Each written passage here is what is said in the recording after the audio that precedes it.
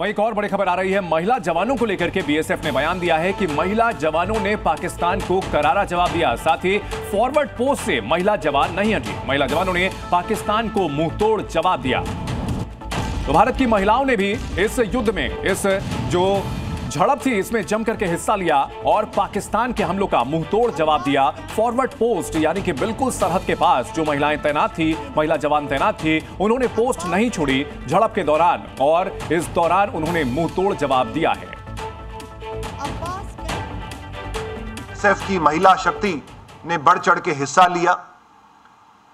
हालांकि महिलाओं के पास ये ऑप्शन था कि वो अगर चाहती तो बॉर्डर आउटपोस्ट से रिलोकेट होके पीछे हेडक्वार्टर्स में आ सकती थी, लेकिन हमारी इन बहादुर महिलाओं ने इस बात को चुना कि वो आगे फॉरवर्ड ड्यूटी पोस्ट में रहकर, सीमा चौकियों में रहकर अपने पुरुष कार्मिकों के साथ कंधे से कंधा मिलाकर इस आपदा का सामना करेंगे।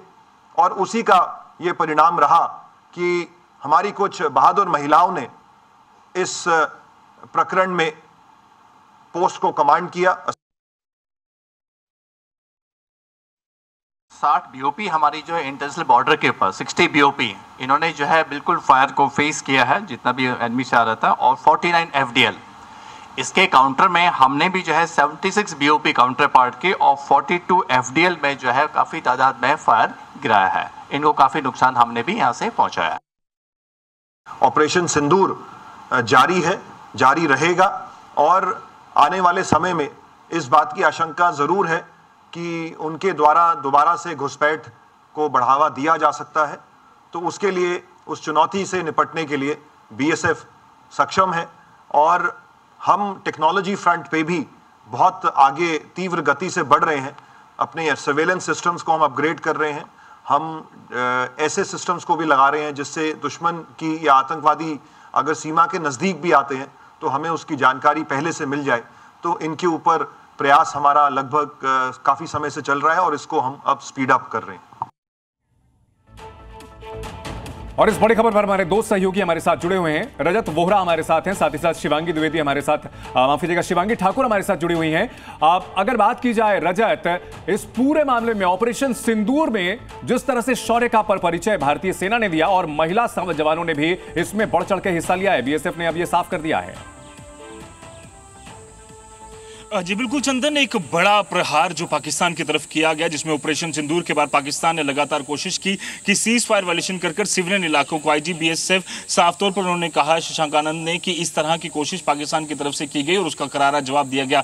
70 से ज्यादा बीओपीज जो है पाकिस्तान की, उन्हें एंगेज किया गया तो उन्हें तबाह किया गया, और 42 जो फॉरवर्ड पोस्ट हैं उनको भी यहाँ पर पूरी तरह से तबाह किया गया। जानकारी के मुताबिक जिस तरह से आईजी बीएसएफ ने भी कहा कि महिला कमांडोज के पास, महिला प्रहरियों के पास ये ऑप्शन था कि वो फॉरवर्ड पोस्ट से पीछे आ जाएं, पर उन्होंने ये डिसाइड किया कि वो डटकर सामना करेंगे और पाकिस्तान की कई चौकियों को उन्होंने तबाह किया। यही कारण है कि 4 आतंकियों के जो लॉन्च पैड है जो पाकिस्तान में चल रहे थे, जिसमें लूनी, इसके अलावा चकपुरा, मजपुर और आईएसआई कॉम्प्लेक्स में जो लॉन्च पैड चल रहा था, इन 4 लॉन्च पैड को तबाह किया गया है, जिसमें ढेरों आतंकी जो लगातार जम्मू कश्मीर में घुसपैठ करने की फिराक में थे, जो लगातार ये कोशिश कर रहे थे कि जम्मू कश्मीर में आतंकी भेजकर हमले किए जा सके और लगातार कोशिश की जा सके कि इन इलाकों को टारगेट किया जाए। इस तरह की भी जानकारी उन्होंने दी कि अब्दुलिया, बार बार आतंकी जो है, पाकिस्तानी रेंजर्स जो है खासतौर पर ये कह रहे थे कि अब्दुलिया इलाके को टारगेट बनाए। आपको बता दें कि आरसपुरा का जो अब्दुलिया सेक्टर है, अब्दुलिया इलाका, वो पूरी तरह से सिविलियन इलाका है। तो पाकिस्तान की तरफ से लगातार कोशिश की गई सिविलियन इलाकों को टारगेट करने की, पर